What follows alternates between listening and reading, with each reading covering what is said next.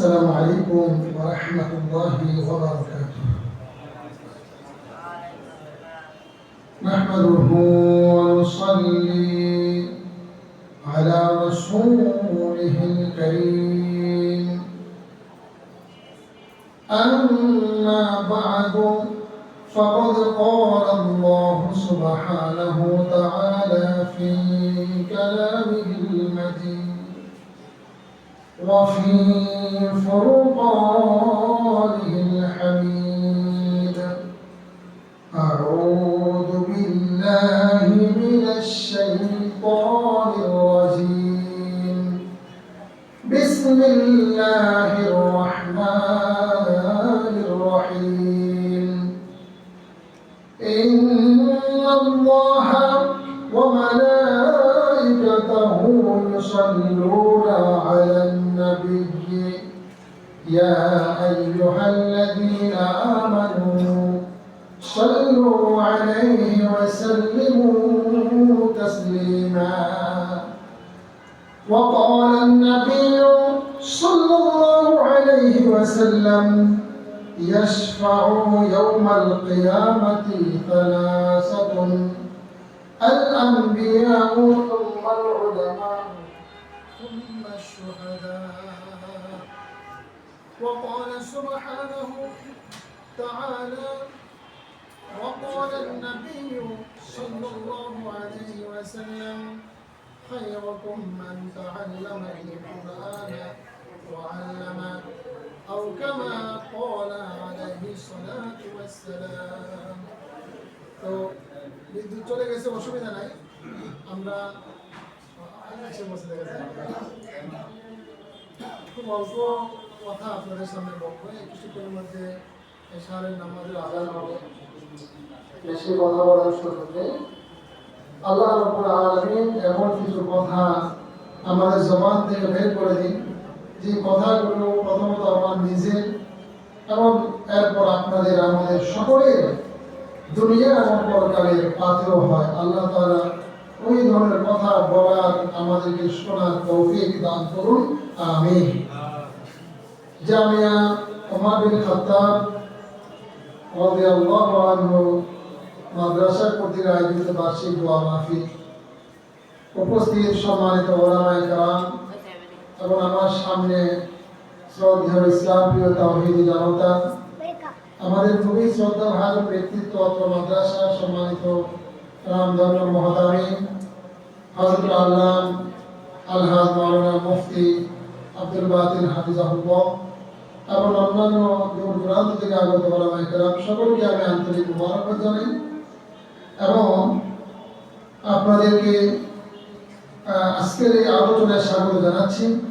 শুরুতেই মহান আল্লাহ রাব্বুল আলামিনের কাছে আমরা শুকরিয়া আদায় করি, যিনি আমাদেরকে এই মুহূর্তে মাদ্রাসার মতো অত্যন্ত বরকতময় জায়গা, যেখানে সব সময় আল্লাহ রাব্বুল আলামিনের রহমত নাযিল হয়, অবস্থান করার তৌফিক দান করেছেন। সকলে কালিমাতুশ শুকরে পাঠ করে নিন, আলহামদুলিল্লাহ। নবী আলাইহিস সালাম তিন শ্রেণীর মানুষের কথা হাদিসের মধ্যে উল্লেখ করলেন যে এনারা ময়দানে হাসরে এই গুনাহগারদের জন্য সুপারিশ করবেন। তিন শ্রেণীর মানুষ, বুঝে থাকলে বলেন কয় শ্রেণীর মানুষ? তিন শ্রেণীর মানুষ। এই তিন শ্রেণীর মধ্যে এক নম্বরে নবী আলাইহিস সালাম যাদের কথা উল্লেখ করলেন আল আম্বিয়া, নবীগণ। নবী সাইয়্যিদুনা ওয়া আবুনা আদম আলাইহিস সালাম থেকে শুরু করে সর্বশেষ নবী, সর্বকালের সর্বশ্রেষ্ঠ মহামানব রাহমাতুল লিল আলামিন মুহাম্মদ আরবি সাল্লাল্লাহু আলাইহি ওয়াসাল্লাম পর্যন্ত সমস্ত নবী রাসূলগণ নিজ নিজ উম্মতদের জন্য সুপারিশ করবেন। জোরে জোরে বলেন সুবহানাল্লাহ। অবস্থা ময়দানে হাসরে এত ভয়াবহ হবে যে সমস্ত মানুষ ইয়া নফসি কথা, আমার কি হবে, আমার কি হবে, এইভাবে মানুষ এরকম আফসোস করতে থাকবে, আক্ষেপ করতে থাকবে, ভয়ের মধ্যে মানুষ থাকবে।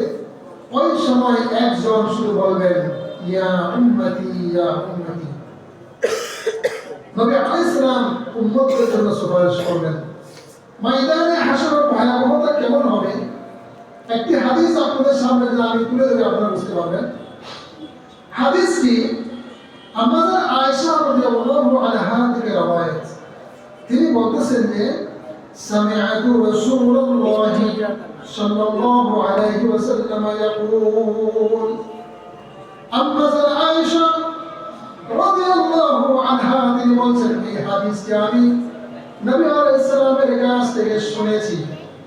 নবী আলাইহিস সালাম বলেছেন, ইউহশারুন নাসু ইয়াওমাল কিয়ামাহ হুফাতান উরাতান গুরলান, ময়দানে হাসরে আল্লাহ রাব্বুল আলামিন মানুষকে উত্থাপিত করবেন নগ্ন অবস্থায়, নগ্ন পায়ে এবং খতনাবিহীন অবস্থায় মানুষ উত্থাপিত হবে।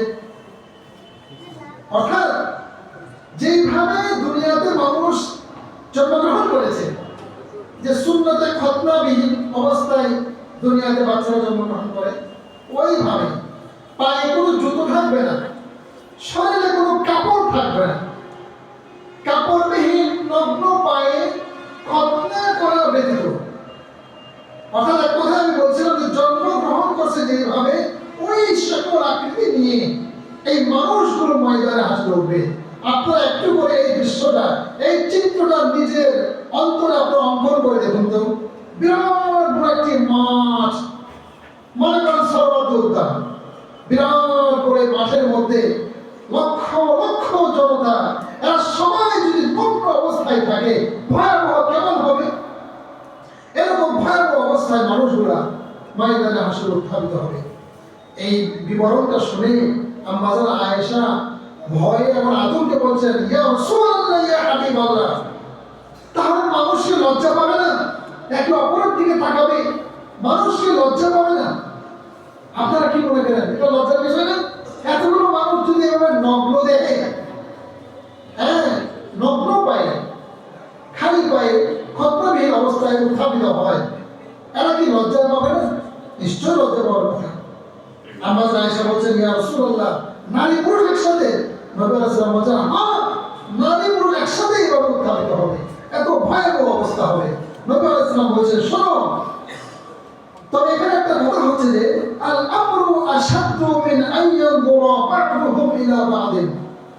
নবী আলাইহিস সালাম মা আয়েশার প্রশ্নের জবাবে বললেন, শোনো আয়েশা, কেউ কারো দিকে তাকাবে তো দূরের কথা, ভয় এত বেশি হবে একজন অপরজনের দিকে তাকানোর সময়টুকু পর্যন্ত পাবে না, এত ভয়াবহ অবস্থা হবে। আমি উদাহরণ দিয়ে বলি যে নভেম্বর মাসে যেভাবে একের পর এক আমাদের দেশে ভূমিকম্প শুরু হয়েছিল, তখন ওই মুহূর্তে মানুষজন বাসাবাড়ি থেকে কত স্পিড বেগে, কত দ্রুত বেগে নামতেছিল তাড়াহুড়া করে।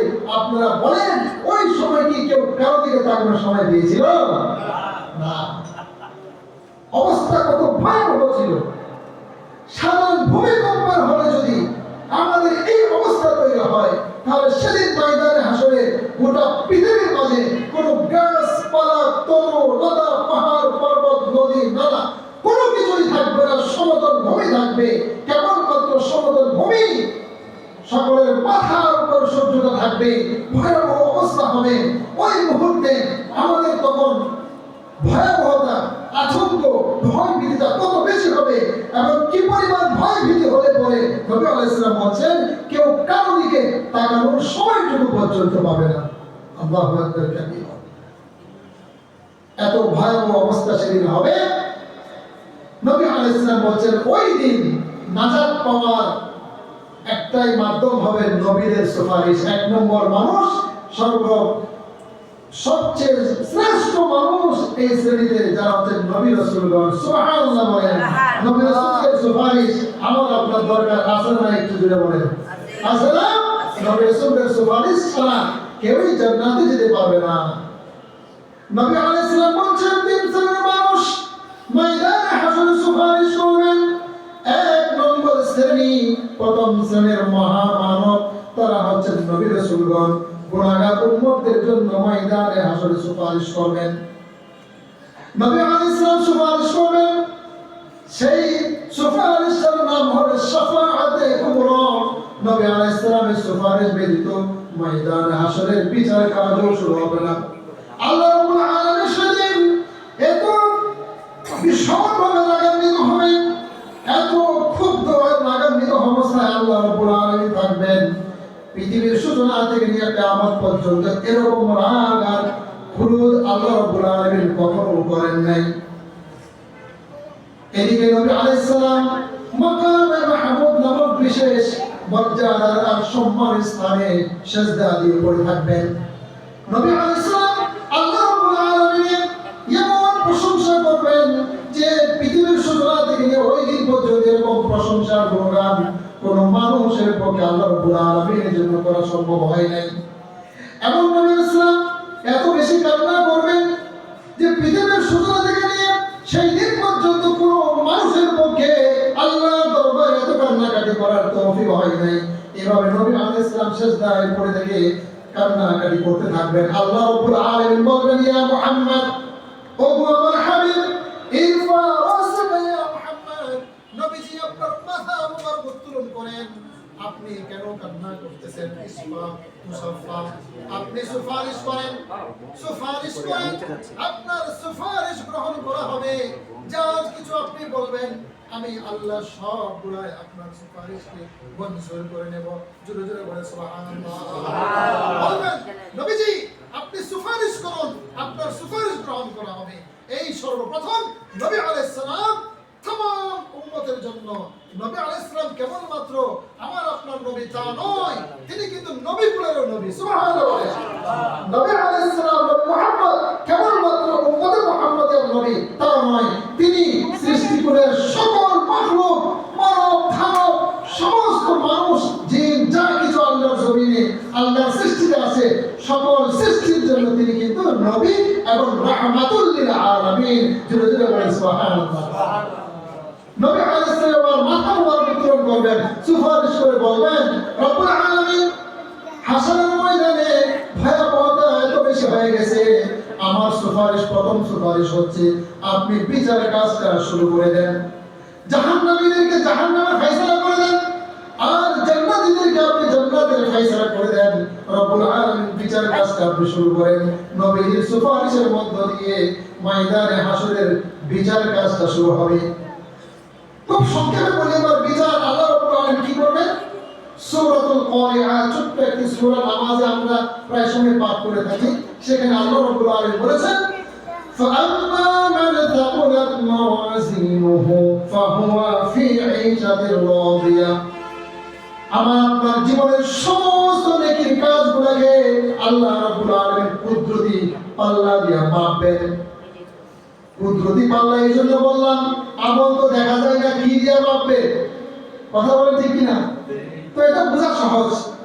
আমরা বাতাসকে, বায়ুকে ধরতেও পারি না, দেখতেও পারি না, শুধু অনুভব করতে বাতাস চলতেছে। কিন্তু এই বাতাসটা মাপার যন্ত্র আছে না নাই বলেন? আছে।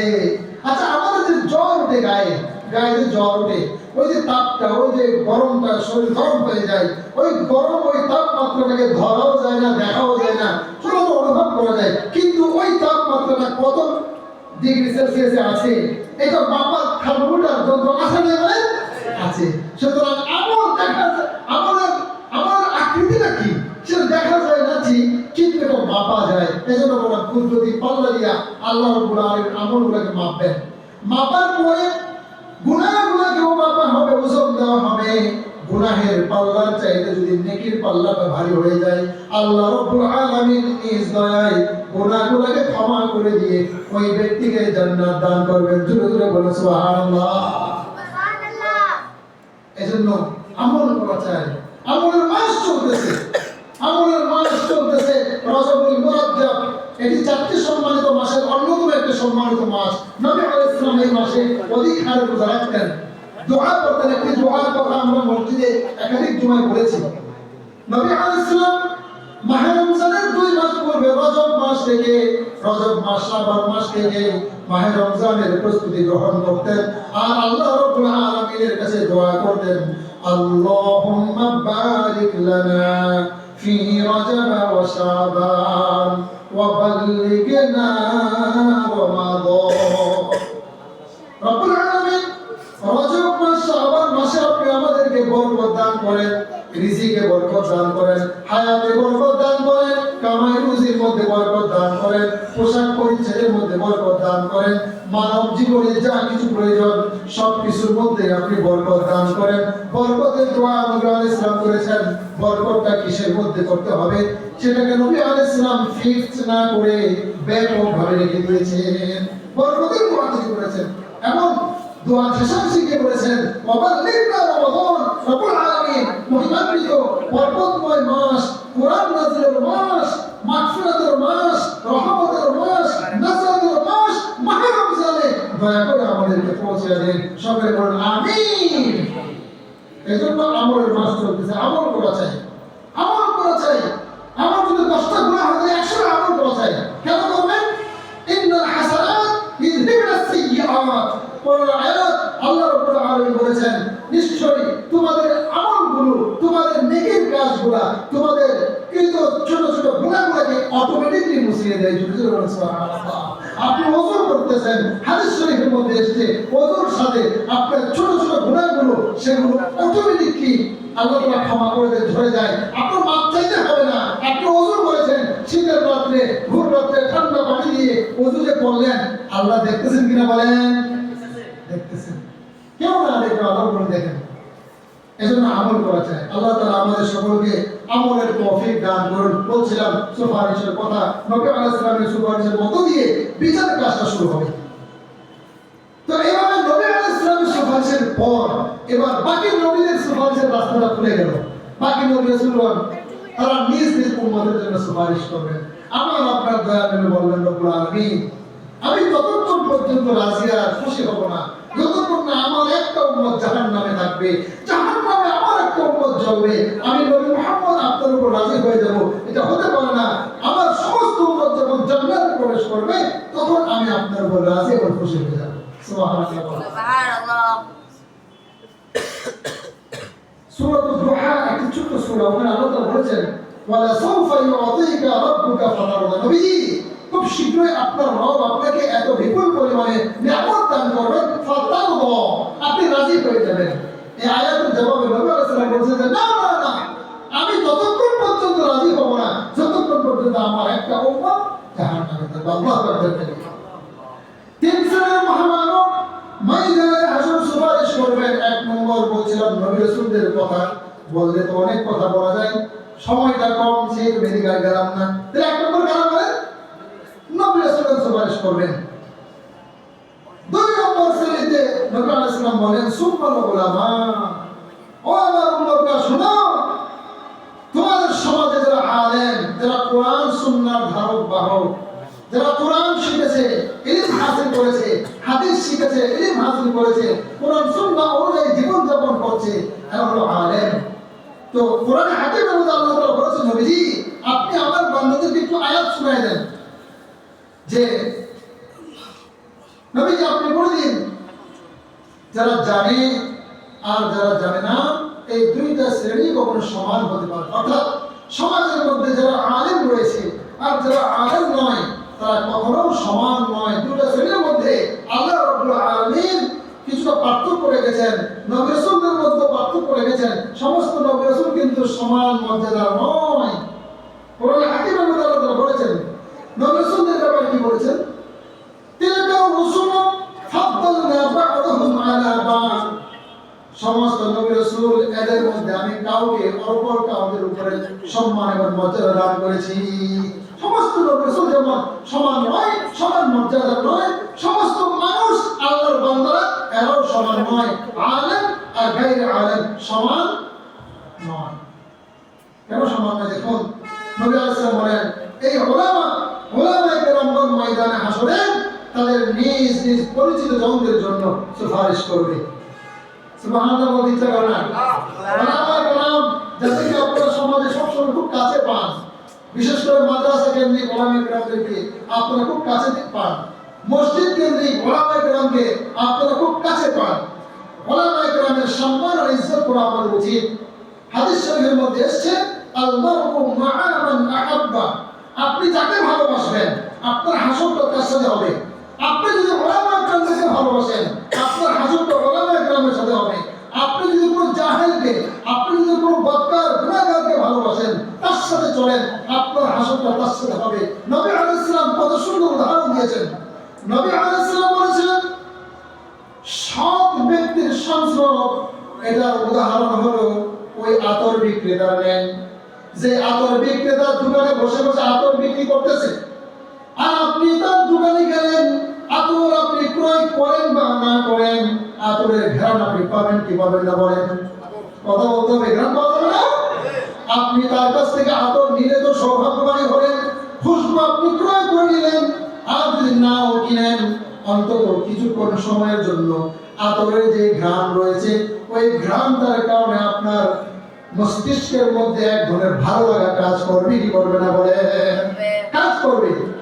ঠিক তেমনিভাবে আপনি যদি জাতির রাহবার ওলামায়ে কেরামের সংসদে যান, আলেমদের সান্নিধ্যে যান, আপনি বুঝে আসো বা না আসো, আপনার জীবনে অমূল পরিবর্তন হয়ে যাবে, পরিবর্তন আসবে।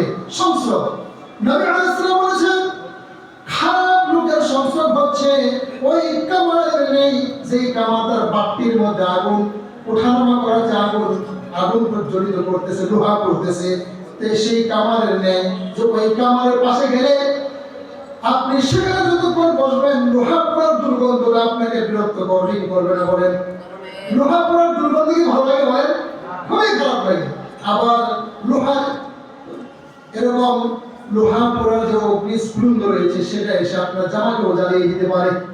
ওখান থেকে যদি বাতাসে একটা অগ্নিস্ফুলিঙ্গ এরকম ছুটে আসে, তাহলে আপনার জামা জ্বলে যেতে পারে, আপনি পড়ে যেতে পারেন, সম্ভাবনা আছে। ঠিক খারাপ লোকের সাথে যদি আপনি চলেন, বলে আমি তো খারাপ কাজ করতেছি না, আরে ভাই আপনি খারাপ কাজ না করলেও তার সাথে চলার কারণে তার যে খারাপ স্বভাবগুলো রয়েছে, ওগুলো আপনার মধ্যে এফেক্ট করবে, অ্যাটাক করবে।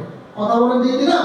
অসংখ্য উদাহরণ পেয়েছেন। সেজন্য আমাদের জীবনে আমাদের চলাফেরাটা, আমাদের ওঠা বসাটা যেন ওলামায়ে কেরামের সাথে হয়। কথা বলতে পারলাম কিনা আপনাদের? এই জন্য আমি যেটা বলবো আপনাদের কাছে, যে এই যে মাদ্রাসার মাহফিলে আপনি আজকে আসলেন, এখানে কি সুন্দর পরিবেশে বসে কোরআন সুন্নাহর কথাগুলো আপনারা শুনবেন, নামাজের পরে অন্যান্য ওলামায়ে কেরামের আলোচনা রাখবেন। তো ওলামায়ে কেরামের সাথে একটা সম্পর্ক আপনারা রেখে দিবেন, বিশেষ করে মাদ্রাসার সাথে। সেটা কিসের সম্পর্ক? দ্বীনি কাজের সহযোগিতার সম্পর্ক। যে এই মাদ্রাসাগুলো থেকে আমাদের মসজিদের ইমাম, মুয়াজ্জিন, খতিব তৈরি হয়। কথা বলতে হবে ঠিক কিনা? যদি মাদ্রাসা কিছুক্ষণ যদি মনে করেন যে পৃথিবীতে কোথাও কোনো মাদ্রাসা নাই, এটা কিছুক্ষণ যদি আপনারা মনে করেন, তাহলে একটা প্রজন্ম গিয়ে মসজিদের ইমাম খুঁজে পাওয়া যাবে? পাওয়া যাবে না। তাহলে বোঝা গেল আমার আপনার আমল, সর্ববৃহৎ ইবাদত নামাজকে ঠিক রাখার জন্য এই মাদ্রাসাকে ঠিক রাখা দরকার। কথা বলেন ঠিক কিনা? কারণ এখান থেকে যুগের ইমাম তৈরি হবে, এখান থেকে মসজিদের ইমাম খতিব তৈরি হবে, মসজিদগুলো দেখভাল করার জন্য মুয়াজ্জিন তৈরি হবে। এজন্য মাদ্রাসার সাথে সম্পর্ক আমরা রাখবো। মাদ্রাসাগুলো যদি চলতে পারে, এটার জন্য আমার নিজ নিজ সহযোগ সামর্থ্য অনুযায়ী নিজ অবস্থান থেকে সার্বিকভাবে সহযোগিতা করা, এটা আমার একটা কথা দিয়েও সহযোগিতা হতে পারে। অথবা আমি বাচ্চা আমাদের সন্তানদেরকে মাদ্রাসায় ভর্তি করলাম, এর মধ্যে দিয়েও সে সহযোগিতা হতে পারে। আমি মাসে 1 বস্তা চাউল, বা আমি 5 কেজি ডাউল, কিংবা 5 লিটার দই, কিংবা এই ধরনের যে মেহমানদারি যে বিষয়গুলো রয়েছে, এইভাবে আমি এই মাদ্রাসায় সহযোগিতা করতে পারি। এগুলো সবগুলো সদকাতুল জারিয়া। আপনি যা কিছু দান করবেন, সেগুলো আপনার পরকালের পাথর হিসেবে থেকে যাবে। আল্লাহ তাআলা বলেন, ওয়ামা তুকদ্দিমু লিআনফুসিকুম মিন খাইরিন তাজিদুহু ইনদাল্লাহ। মৃত্যুর আগে, মৃত্যু আসার আগে যা কিছু তোমরা আল্লাহর সন্তুষ্টির জন্য ব্যয় করবে, এই সবগুলো মৃত্যুর পরে গিয়ে তাজিদুহু ইনদাল্লাহ, আল্লাহ রাব্বুল আলামিনের কাছে পাই টু পাই হিসাব করে তোমরা পেয়ে যাবে। এখানে শেষ নয়, আল্লাহ তাআলা বলেন শুধু আমার কাছে যা কিছু তোমরা দ্বীনের পথে ব্যয় করেছো সেগুলো পাবে তা নয়, তাজিদুহু ইনদাল্লাহি হুয়া খায়রান ওয়া আযমা আজরা। যদি 1 টাকা দান করে থাকো, আমার কাছে এসে 1 টাকার সওয়াব পাবে তা নয়। আল্লাহ রাব্বুল আলামিন বলেন 1 টাকার বিপরীতে কমপক্ষে হলেও 10 টাকার নেকি তোমাদের আমলনামায় লিপিবদ্ধ করা হবে। কুরআন হাকিমের মধ্যে আল্লাহ রাব্বুল আলামিন বলেছেন, মান জাআ বিল হাসানাতি ফালাহু আশরু আমসালিহা। একটা নেকির কাজকে উল্লেখ করে আমার কোন বান্দা যদি একটা সওয়াবের কাজ করে আল্লাহর পথে দ্বীনের জন্য কোরআনের জন্য যদি একটা টাকা ব্যয় করে আমি আল্লাহ তাকে কম করে হলেও 10টা নেকি দান করব। তাজিদুহু ইনদাল্লাহি ওয়া খায়রু ওয়া আযমা আজরা। বিপুল পরিমাণে তোমরা আমার কাছে প্রতিদান পাবে যে ওয়াস্তাগফিরুল্লাহ, আর তোমরা আমার কাছে ক্ষমা চাও। তোমরা গুনাহ করেছো, তোমাদের গুনাহ কি হয়েছে, কি পরিমাণ গুনাহ হয়েছে? বলে আমার গুনাহ তো পাহাড় সম পরিমাণ। আল্লাহ রাব্বুল আলামিন বলেন শোনো, মহাসমুদ্রের সীমাহীন যে অবৈধ এরকম ফেনা রয়েছে, ওই ফেনার চাইতেও যদি তোমাদের গুনাহ আরো বেশি হয়ে যাবে, ওয়াস্তাগফিরুল্লাহ, আল্লাহর কাছে ক্ষমা চাও। আল্লাহ রাব্বুল আলামিন বলেন ইন্নাল্লাহা গফুরুর রহিম, নিশ্চয় আল্লাহ রাব্বুল আলামিন তোমাদের গুনাহগুলোকে ক্ষমা করে দিবেন। ক্ষমা করার মালিক কে বলে? আল্লাহ। আল্লাহ রাব্বুল আলামিন ক্ষমা করতে ভালোবাসেন, এইজন্য তার নাম রহমান, তার নাম রহিম, তার নাম গফফার, তার নাম গফুর। সুবহানাল্লাহ বলেন।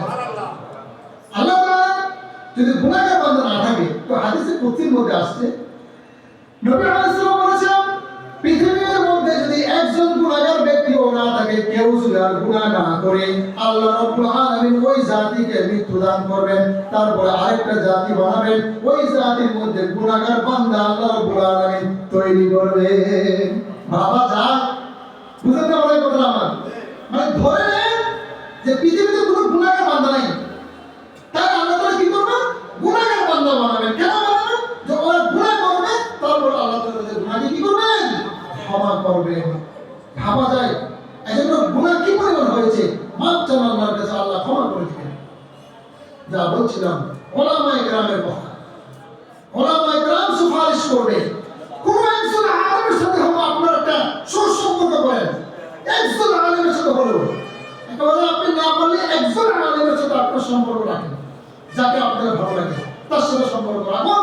আল-মারউ মা'a মান আহাব্বা, আপনি যাকে ভালোবাসবেন তার সাথে আপনার হাসপাতাল হবে। তো এখানে আমি কথা খুব সংক্ষিপ্ত করছি। উলামায়ে কেরাম সুপারিশ যখন করবেন, তো এবার হাদিসের মধ্যে আছে দেখেন, এই জান্নাতীদের কাতার করা হবে, যারা এভাবে কাতার বলতে জান্নাতে যাচ্ছে, ওর পাশে জাহান্নামে থাকবে, ওখান থেকে লোকেরা ডাক দিবে, ও ভাই একটু দাঁড়াও।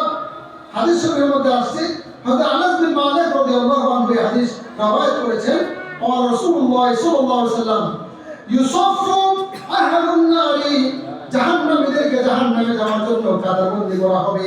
ফায়ামুরু বিহিম রাজুলুন মিন আহলিল জান্নাহ, তাদের সামনে দিয়ে একজন আলেম বা একজন জান্নাতি অতিক্রম করবে, হেঁটে যাবে।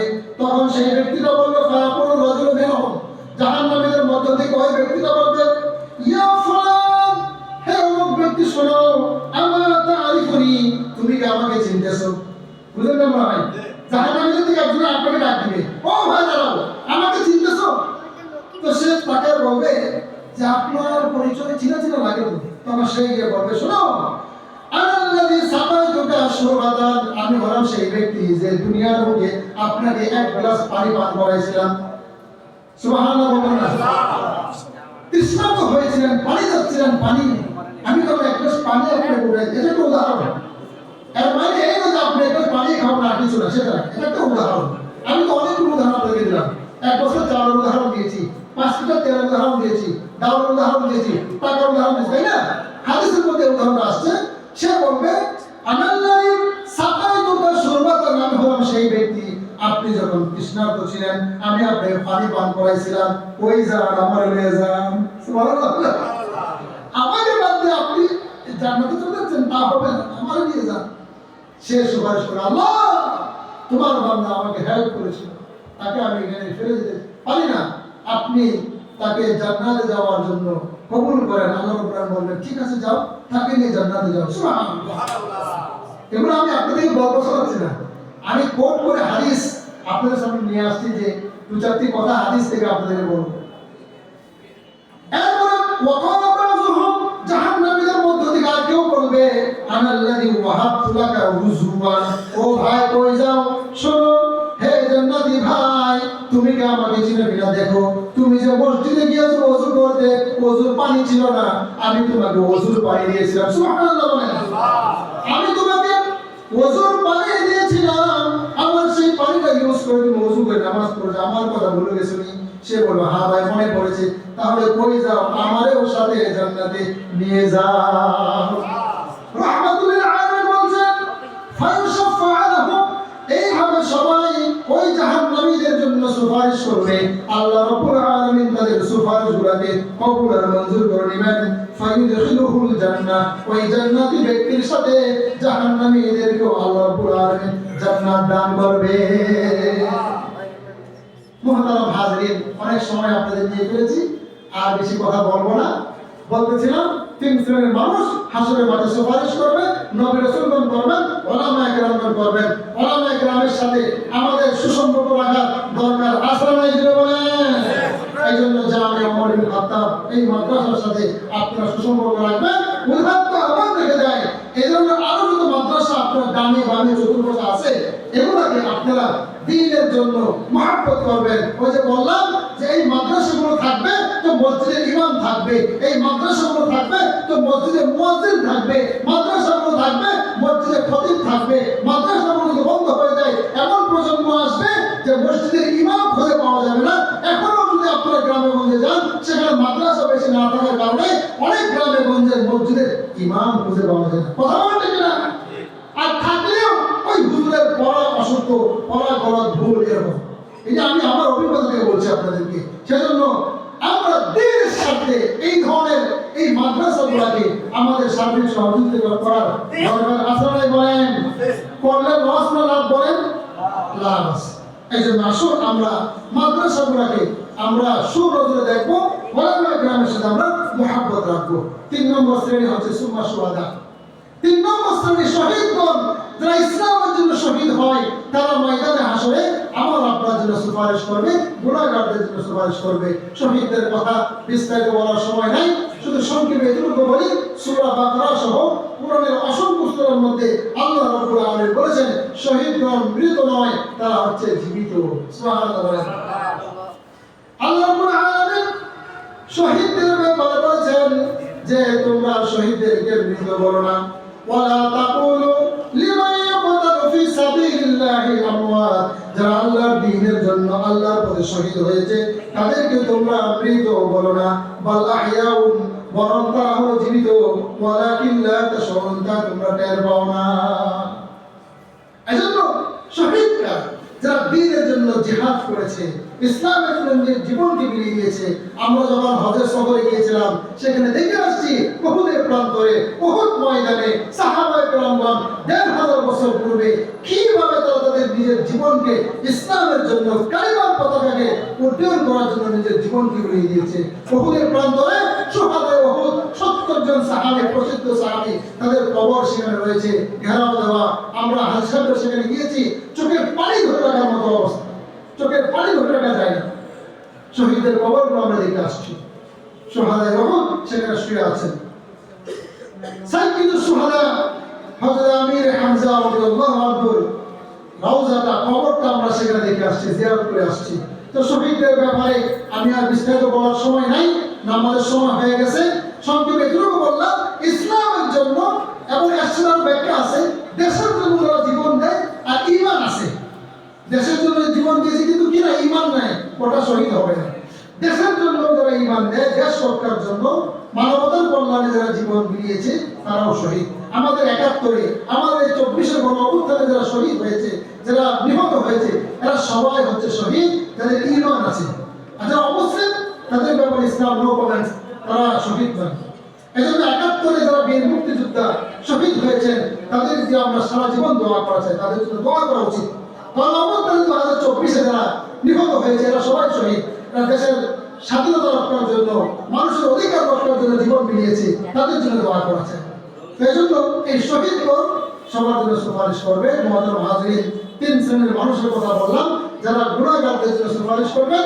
১ নম্বর হলো নবী রাসূলগণ, ২ নম্বর হচ্ছে উলামায়ে কেরাম, ৩ নম্বর হচ্ছে শহীদগণ।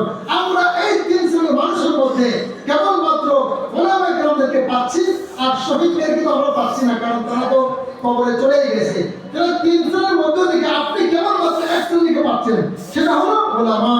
ওলামায়ে কেরামের কদরদানি করার চেষ্টা করবেন, ওলামায়ে কেরামদেরকে মহব্বত করার চেষ্টা করবেন। ইনশাআল্লাহ আল্লাহ রাব্বুল আলামিন আমার আপনার দুনিয়া এবং পরকাল কল্যাণময় করে দিবেন। যে কথাগুলো বললাম আল্লাহ তাআলা আমাদের সকলকে বুঝা আমল করার তৌফিক দান করুন। আমিন। ওয়া আখিরু দাওয়ানা আলহামদুলিল্লাহি রাব্বিল আলামিন। আসসালামু আলাইকুম ওয়া রাহমাতুল্লাহি ওয়া বারাকাতুহু।